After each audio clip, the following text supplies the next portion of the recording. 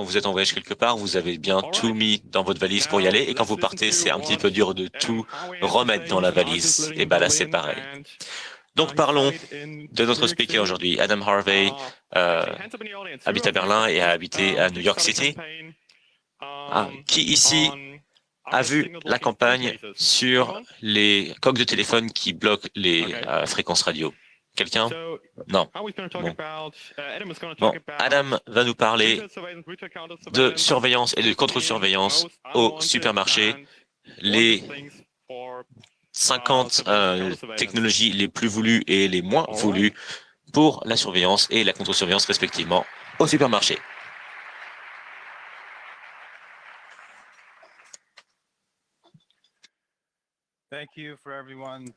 Merci tout le monde d'être venu ici. C'est mon premier CCC. Et dans le titre de cette présentation, je voulais parler, à la base je voulais parler de 60 entreprises qui font de la surveillance dans les supermarchés.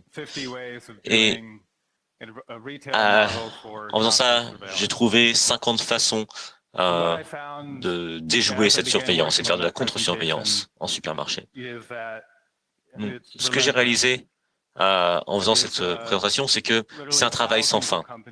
Il y a des milliers d'entreprises et c'est une bataille sans fin pour rester à jour avec toutes les méthodes, toutes les tactiques de surveillance et pour changer vos habitudes pour pouvoir s'ajuster et conserver sa vie privée quand on fait ses courses. Alors, du coup, j'ai changé un petit peu la présentation pour mettre l'accent sur un aspect. Et j'ai réduit ça à la photographie et la vision par intelligence artificielle. Et même dans cette notion de vision par intelligence artificielle, j'ai réduit ça à juste l'analyse des visages. Alors pour moi, ça a commencé quand je travaillais en tant que photographe. J'étais à New York, c'était il y a à peu près 12 ans, et c'était mon métier. J'étais photographe professionnel. Et j'ai vu des citations de Sid Sontag, et j'ai lu un livre qui a vraiment influencé ma perspective sur le pouvoir, la capacité qu'a une caméra de capturer et de posséder et de transformer les gens en objets qu'on peut posséder et sur lesquels, au final desquels on peut contrôler l'histoire. Je pense que c'est très clair quand on regarde le comportement des paparazzis, leur comportement agressif, ces photographes qui sont presque à attaquer les célébrités. Mais je pense que ce qui est moins clair, c'est comment est-ce que cette histoire se développe au fur et à mesure que les photos sont postées sur l'Internet, sur les réseaux sociaux, etc. Et pour parler de cette vision par ordinateur, j'aimerais introduire un petit peu l'histoire de la vision par ordinateur. Ce n'est pas complètement nouveau. En 1963, c'est la première instance que j'ai rencontrée à ce sujet d'un des documents récemment déclassifiés de la CIA. C'était une proposition pour une vision simplifiée, pour une reconnaissance faciale simplifiée, une machine de reconnaissance faciale. Finalement, en 1963, la technologie n'était pas vraiment où elle avait besoin d'être pour rendre le service de manière robuste et précise, et donc faire de la reconnaissance faciale. Mais pendant les décennies suivantes, et en particulièrement en 1969, 3 chercheurs japonais ont beaucoup progressé et ont été capables de détecter les premiers visages humains avec une vision par ordinateur. Donc j'aime penser que ces premiers visages, première sélection de visages humains, qui sont un peu comme des têtes de brocoli, reviennent un petit peu aux premières peintures dans les cavernes. La première fois qu'un ordinateur a été capable de comprendre de manière très primitive ce que c'était que d'avoir l'air d'un être humain. Dans les années 70 et 80, la vision par informatique a fait des gains modérés. Et dans les années 90, ce programme appelé Ferret, qui était financé évidemment par les militaires, le département de la Défense, et c'est une étude de faisabilité pour voir si la reconnaissance faciale pouvait avoir un rôle significatif dans l'application de la loi et dans l'identification des combattants ennemis à distance. Alors ceci a mis en route ce que Paul Vivio appelle la logistique de la perception militaire.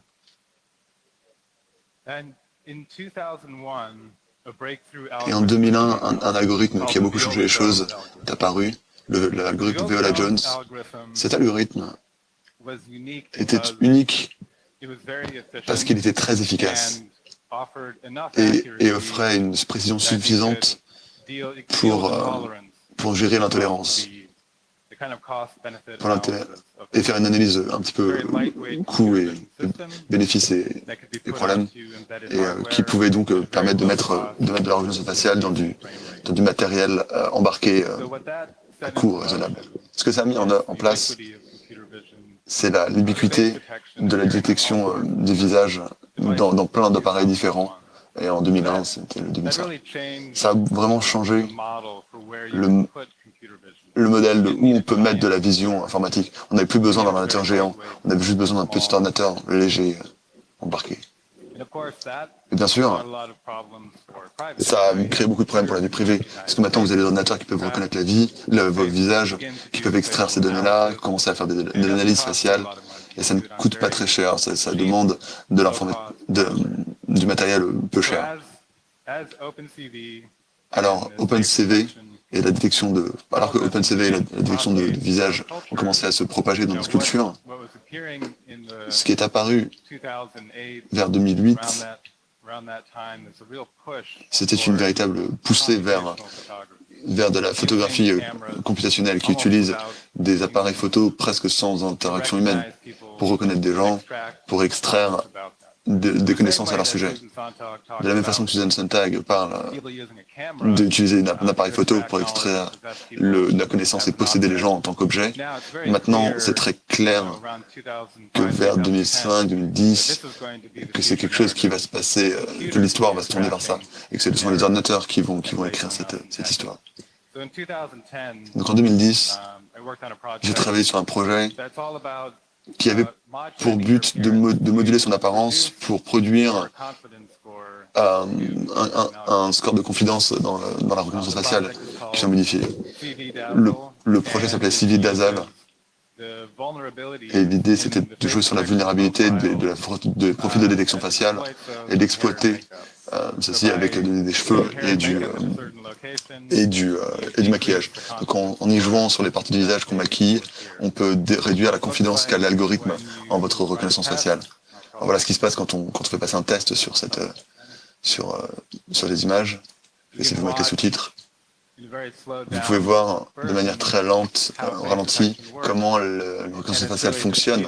Et c'est vraiment lire une image de gauche à droite, comme on le voit. Et vous pouvez voir le résultat de l'algorithme à gauche, qui a une haute confidence sur votre visage. Et si on accélère et qu'on va jusqu'à la fin, on va voir que 0 confidence pour le score sur, ou 1 peut-être, un rectangle mal placé comparé à la très haute confidence, le score de haute confidence qu'on a à gauche. Une autre façon de regarder ça, c'est d'utiliser ce qu'on appelle une carte de science. C'est un peu comme une carte de chaleur pour voir où l'algorithme de vision, là où il a regardé, ce qu'il a trouvé intéressant, ce qu'il n'a pas compris. Et donc on peut retourner voir où les yeux de l'ordinateur ont regardé l'image. Récemment, des chercheurs, Wojtek Fridge, à l'université de Brême de l'Ouest, a fait une étude sur ces Dasal pour déterminer s'il était efficace ou non. Et ce qu'il a découvert, c'est que ce n'est pas efficace 100% du temps, ce qui d'ailleurs je ne pense pas devrait être la demande sur du camouflage, ça n'a pas besoin d'être à 100%. C'est souvent mal compris, comme la cape d'invisibilité dans Harry Potter. En fait, c'est plutôt une façon d'optimiser la façon dont on apparaît au monde extérieur et de réduire la visibilité, les déplacements dans le spectre électromagnétique, même pour un court moment, pour échapper à l'observation. Alors, si c'était 100%, bien sûr, ce serait très bien, mais je pense pas que ça devrait être un but pour un système de camouflage. Donc, le résultat de cette analyse montre que le motif le plus efficace, c'était quand on couvrait la zone autour du nez. Donc, quand on avait ce genre de camouflage, on avait à peu près 69% de réduction de détection.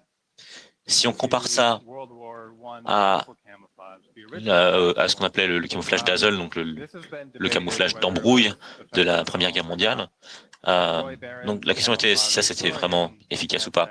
Et Roy Bennett, qui est un historien du camouflage, a dit que le dazzle a été évalué et qu'il avait à peu près 50% d'efficacité. Alors, comme j'ai dit, 50%, c'est pas très bien comme camouflage, mais si on arrive à éviter une torpille sur 20 qui aurait fait exploser le bateau, c'est déjà pas mal. Alors, depuis que j'ai travaillé sur ce projet, ce projet a un peu pris ses propres ailes. Ça, c'était sur une émission télé qui s'appelait Elementary. Ils ont pris les idées de ce que j'avais posté en ligne, ils ont réinterprété ça à leur propre façon. Ce qui, des fois, marchait bien et des fois marchait de façon très intéressante.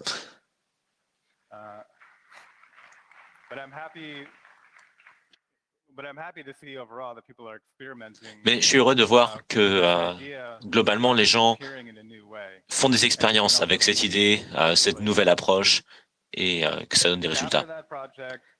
Alors, suite à ce projet, qui était de 2010, qui était en 2013, on a pris conscience d'un nouveau type de surveillance, la surveillance thermale. Alors ça, c'est pas quelque chose qui s'applique beaucoup au monde du commerce au détail, au supermarché, pour le moment. Parce que bon, c'est quelque chose qui coûte quelques centaines de dollars, qui coûtait des milliers de dollars, mais maintenant coûte des centaines. Donc la différence de prix fait que maintenant c'est quelque chose qui se rapproche beaucoup des consommateurs.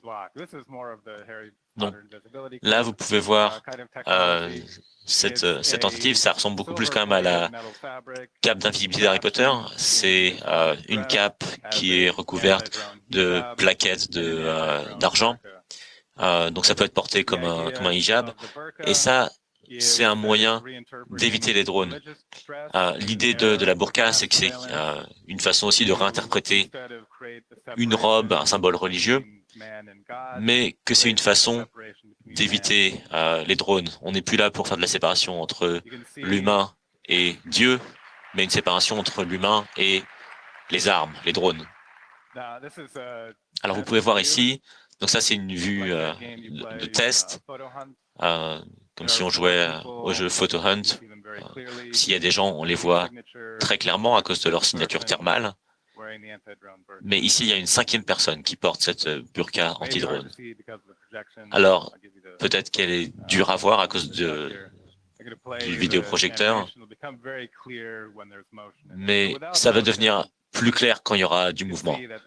Mais sans aucun mouvement, on peut voir que la visibilité est proche de 0 quand on porte cette burqa anti-drone. Donc, c'est très clair. Bon, là, on peut voir les jambes. Bien sûr, ça, c'est fait exprès. Mais si vous avez quelqu'un qui sort d'une boutique ici, et d'ailleurs c'est en hiver, donc il y a quand même une différence de température. Vous pouvez voir cette personne-là qui brille complètement.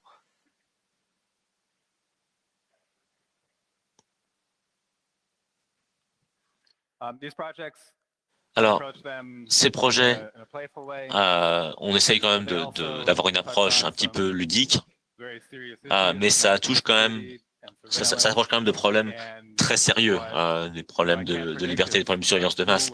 Et ce que je peux pas prédire, c'est qui est-ce qui va trouver ces projets menaçants ou intéressants. Après que j'ai publié le premier projet, une des personnes qui a trouvé ça intéressant, c'était l'Air Force, l'armée de l'air américaine, qui a fait un tweet dessus. Et l'autre, c'est plutôt amusant, c'était une demande pour une publication interne uniquement par une agence gouvernementale, une des agences à 3 lettres, et qui demandait la permission. Alors moi, j'aurais jamais su s'il avait publié, mais bon. Alors, quand on travaille dans ce domaine, on se pose la question de comment est-ce que les gens perçoivent ces projets. Il y a eu une demande de commentaires à la NSA qui a refusé de dire quoi que ce soit dessus. Et ça m'a fait me demander où est la limite dans ce genre de travail, jusqu'où on peut aller, et est-ce que je suis déjà allé trop loin? Alors je pense qu'il faut aller le plus loin possible. Donc, on a repris cette idée de ces vêtements et puis on a fait une boutique qu'on a appelée la boutique cadeau de la vie privée, où on essaye de pousser ces idées.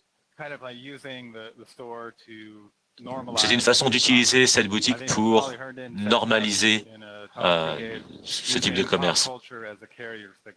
Il y avait une autre présentatrice qui a donné une présentation ici qui disait que la culture populaire, c'était un facteur de normalisation. Et je pense que moi, d'avoir cette boutique ici, c'était une façon aussi d'avoir un effet normalisateur sur quelque chose, parce qu'il y a quand même, en même temps, des discours qui sont absolument terrifiants sur les questions de sécurité nationale.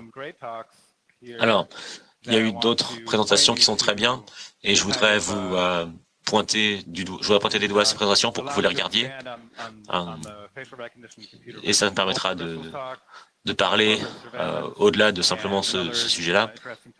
Donc ça, c'était un talk sur la surveillance globalisée. Ça, c'est un autre talk sur la surveillance dans des écosystèmes anonymes comme Tor. Parce que bon, on est dans un monde maintenant où on peut détecter les émotions avec du Wi-Fi, avec des réseaux sans fil. Alors, ça, c'est plutôt facile à bloquer. Vous achetez un brouilleur pour $10. C'est un petit appareil, vous pouvez le transformer en brouilleur. Et ça permettra de brouiller les systèmes de détection de mouvement ou d'émotion. Et un autre élément, c'est la surveillance géomagnétique qui utilise la signature gaussienne de votre téléphone pour avoir une idée de où vous êtes à 2 mètres près à l'intérieur d'un environnement commercial. Ça aussi, c'est facile à bloquer avec des aimants en plaques. Les aimants en plaques qui vont se mettre sur votre coque de protection de métal. On peut modifier la signature gaussienne magnétique du téléphone. Donc ça, ce sont des technologies qui sont assez faciles à contourner. Ce dont je veux parler donc, c'est la vision de l'ordinateur. Comment est-ce qu'on peut moduler notre apparence tout en minimisant les dégâts sur la vie privée? Alors, je suis tombé sur... En tant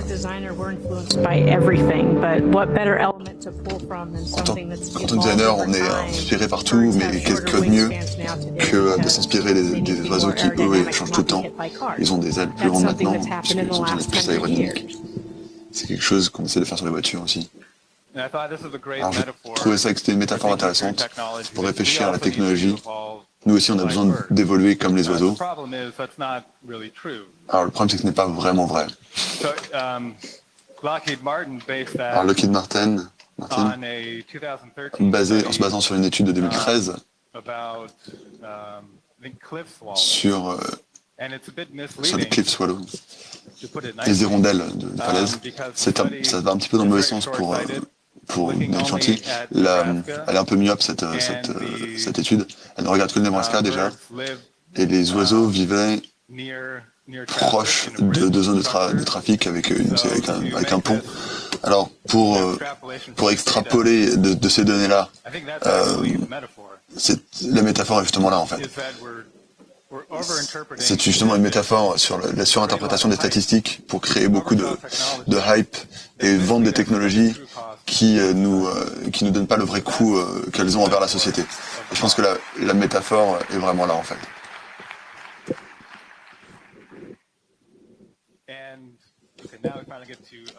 Et bon, j'arrive enfin à la partie vision par ordinateur. Pour parler un petit peu d'échelle, pour mettre l'échelle en place, combien de données on peut avoir d'un tout petit peu d'informations visuelles? On va commencer par un pixel par un pixel transparent. Et ça, c'est l'image la plus populaire du monde en termes de nombre de fois que ça a été téléchargé, affiché. Alors bien sûr, on ne peut pas le voir parce que c'est transparent. Et le seul but de cette image, c'est de collecter des informations à propos de vous. Donc ce pixel, on le trouve sur google.com, il est aussi sur tout l'Internet, il prend 43 octets, c'est une image très petite. Et ça peut être une bonne métaphore sur ce que sont les images aujourd'hui. Les images sont devenues une façon de collecter des données pour un début de surveillance. Donc, si on ajoute de la couleur, on a 256 valeurs possibles, pardon, en noir et blanc, en gris, on a 256 possibles. Ça augmente très rapidement si on augmente la taille de l'image. Si on augmente ça à 2 pixels par 2 pixels, on a 4 milliards de possibilités. Si on a 4 par 4 pixels, là on a 3,4 fois 10 puissance 36. Si on arrive à 7 par 6, et là, on a assez d'informations pour reconnaître un visage. 7 par 6 pixels de niveau de gris, c'est suffisant pour faire 95% de reconnaissance faciale dans le set de données d'AT&T. Alors, ce dataset, c'est que des hommes blancs, c'est pas une base de données très très grande. Mais bon, même avec des informations comme 14 par 14 pixels, on a quand même... Même, on a encore beaucoup quand on est à 14 par 14 pixels. Quand on est à 12 par 16, on peut créer un encodeur qui va faire de la reconnaissance de scène et d'activité. Donc, ce qu'on fait dans ce cas-là, c'est qu'on entraîne un réseau neuronal dessus, et au lieu d'interpréter une image si grande, on la réduit et on prend les données, la connaissance qu'on a en 12 par 16 pour les analyser. Donc beaucoup d'informations dans un espace d'image très réduit. Si on prend un 20 par 20, on a 256 puissance 400, donc un espace dimensionnel très important. Et les 4 prochaines images sont les images d'activation optimale de OpenCV. Donc si on demandait à l'algorithme de décrire le visage parfait pour lui, voici les visages les plus parfaits que l'algorithme pourrait demander. Ça l'active de manière maximale avec un score de confidence très élevé. Les différents profils sont appelés des arbres alternatifs, alt tree. Alors, si on passe en 100 par 100, qu'est-ce qu'on peut faire à 100 pixels par 100 pixels? Certainement, je vais pas avoir le temps de finir tout ça. Alors 100 par 100, c'est 2,5% d'une image Instagram. Comme on a pu le voir, montant d'un pixel, même un pixel, il y a beaucoup d'informations déjà. On a 100%, on peut séparer avec une 100%, de 0 à 9, en règle du time du Neumann, on peut séparer à 87% quand on réduit chaque caractère à un pixel. Ce que ça veut dire, c'est qu'on peut prendre beaucoup de texte qui a été censuré, le passer à travers un algorithme, une chaîne de Markov, et on peut savoir ce que disait ce texte avec seulement une image pixelisée par 2 par 6. La pixelisation, ce n'est pas vraiment de la censure, c'était juste de la réduction, et parfois il y a assez d'informations pour vous dire ce que vous avez envie de savoir. Tous les jours, il y a environ 370 millions de photos qui sont envoyées sur Facebook, sur la famille Facebook, Instagram et Facebook. Qu'est-ce qui arrive à toutes ces images qui contiennent beaucoup de visages? Beaucoup de ces visages font plus de 100 pixels. Chaque visage qui est uploadé sur Instagram ou Facebook est analysé et possédé. Et la connaissance est extraite, pas seulement du visage, mais également de toutes les métadonnées qu'il y a autour. Parce que j'ai donc fait un sondage assez rapide des entreprises, de ce qu'elles font avec ces données. Alors, je vais essayer une des les plus importantes, Faceception, qui regarde comment voir à quoi ressemble votre visage pour eux. Donc, si vous avez une tête de terroriste, de poker, de joueur de poker, vous êtes quelqu'un d'académique qui a un QI assez élevé, et ils savent tout ça en regardant votre visage. L'idée, c'est que votre visage serait d'une façon reliée à votre ADN, et votre trait physique décrirait qui vous êtes, vos performances en tant qu'humain. Ça a l'air assez dingue, comme le génisme de Fasselton, déduire les gens, les capacités des gens par rapport à leurs traits visuels, leurs traits physiques, mais ce n'est pas les seuls. Donc high IQ, extraverti, c'est d'autres choses qu'ils peuvent dire à propos de vous pour savoir si vous seriez quelqu'un qui pourrait bien promouvoir une marque. Un autre groupe de recherche veut prédire la criminalité basée sur la courbature des lèvres, la distance des yeux, l'angle de la bouche. Ce qu'ils ont trouvé, c'est que les images de visages criminels et non criminels ont des variations qui sont distinctes. Encore une fois, beaucoup d'autres chercheurs essayent de voir comment prendre ces images de 100 par 100 qui sont très petites, les données qu'il y a dedans, et les transformer en des idées qui pourraient être utilisées pour le marketing, la connaissance pourrait être utilisée pour le marketing. Donc c'est une longue liste, voilà, une longue liste de choses, quel point on peut vous faire confiance si vous êtes sociable, si vous êtes typique, si vous êtes étrange. Et ce que tout ceci me rappelle, furieusement, c'est Francis Galton et l'eugénisme. Et qui sont les vrais criminels dans ces cas-là sont en fait les gens qui perpétuent et qui appliquent cette idée, et pas les gens qu'on observe, mais c'est les gens qui sont les observateurs.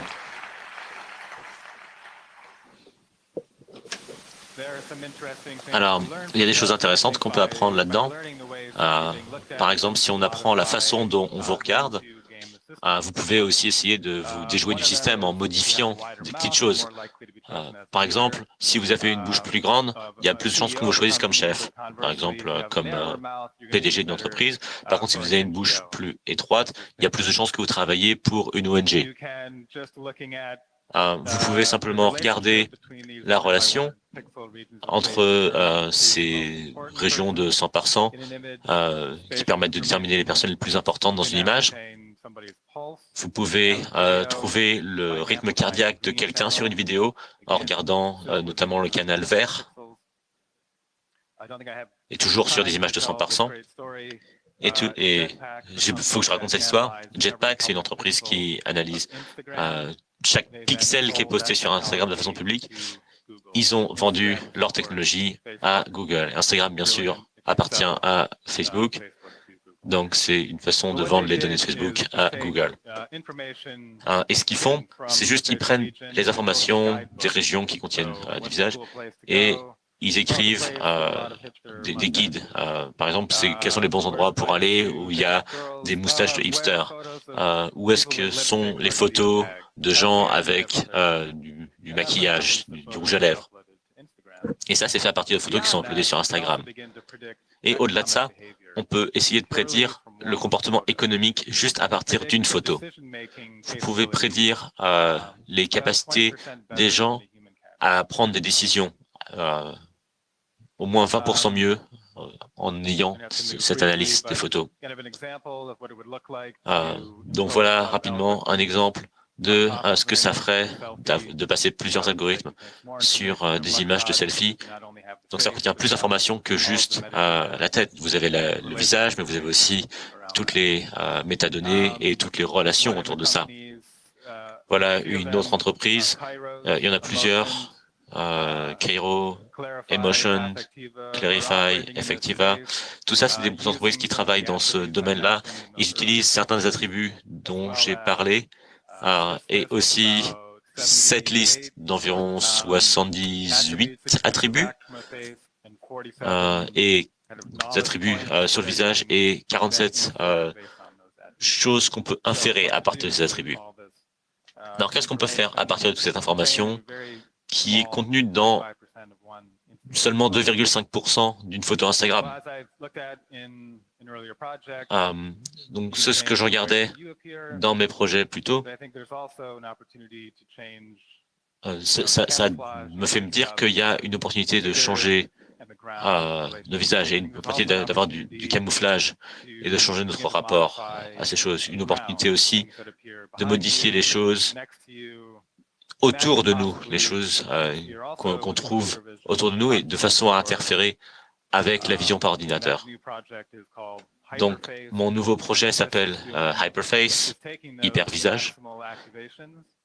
Et le but ici est de faire le plus d'activation possible des algorithmes, soit avec des activations classiques, comme par exemple ces images qu'on a vues sur OpenCV. Voilà, par exemple, une heatmap des zones les plus importantes sur un visage. En prenant ces informations et en donnant exactement à un algorithme ce qu'il veut, on peut le surcharger.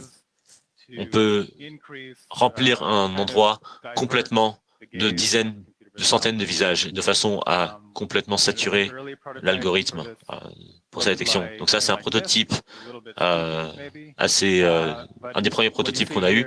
Alors cette image fait peut-être un petit peu peur, mais l'idée ici, c'est d'avoir le plus possible d'activation en superposant des visages, et quand vous donnez ça à un algorithme de vision par ordinateur, il détecte jusqu'à 1200 visages possibles. Donc des visages avec un score de confiance suffisamment élevé. Voilà une autre image qui cherche à avoir un petit peu ce même style de camouflage. Et vous pouvez faire quelque chose de similaire avec des réseaux de neurones. Vous pouvez activer le neurone qui détecte les visages d'un réseau de neurones en prenant ces images et en les combinant. Par exemple, des motifs sur du textile, ça pourrait être utilisé pour modifier l'environnement autour de vous ou à côté de vous. Alors, que vous le portiez à côté de vous, que vous le portiez sur vous. Ce projet, c'est une collaboration avec Hyperlabs à New York City. Pour leur nouveau travail, donc l'afroféminisme neurospéculatif. Pour le nouveau travail, l'afroféminisme neurospéculatif. Donc on va malheureusement devoir s'arrêter là. J'aimerais terminer sur cette diapositive qui m'a été présentée par mon ami Richard Rees, qui montre une scène d'il y a 100 ans à New York. Attends, regardez cette photo. Tout le monde porte un chapeau. Si vous regardez dans cette pièce, personne ne porte de chapeau. Donc, dans 100 ans, on aura une transformation similaire de la mode, dans la façon dont les gens se présentent, et à quoi ça ressemblera. Peut-être, on peut espérer que ça ressemblera à quelque chose qui va avec le fait de se présenter d'une manière où on optimise notre vie privée et qu'on optimise